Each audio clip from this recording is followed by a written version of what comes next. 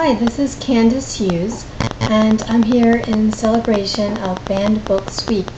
I'm an author of poetry, various creative writing, thrillers, and also Small Business Rocket Fuel, a nonfiction book.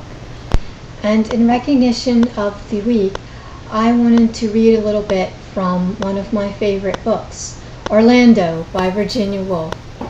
As you can see, this is the 1929 Tauchnitz edition.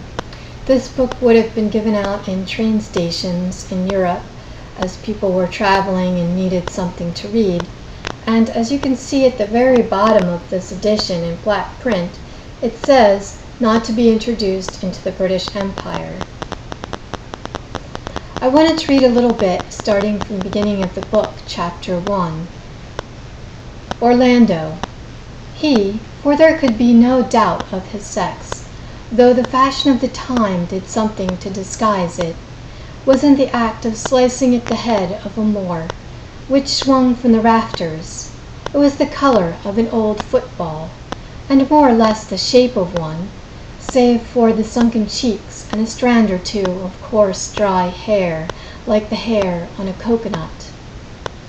Orlando's father, or perhaps his grandfather, had struck it from the shoulders of a vast pagan who had started up under the moon in the barbarian fields of Africa, and now it swung, gently, perpetually, in the breeze which never ceased blowing through the attic rooms of the gigantic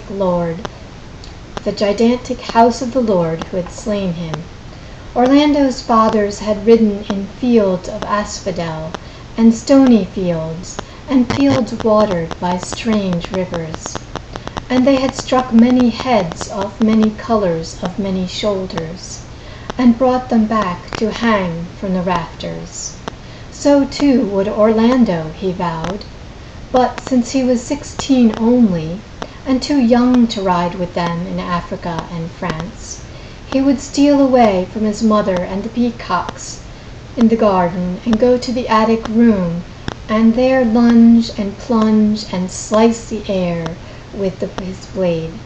Sometimes he cut the cord so that the skull bumped on the floor, and he had to string it up again, fastening it with some chivalry, almost out of reach, so that his enemy grinned at him through shrunk black lips triumphantly.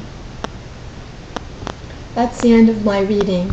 I hope you enjoyed it, and celebrate banned books by reading a banned book this week. Thanks. Bye-bye.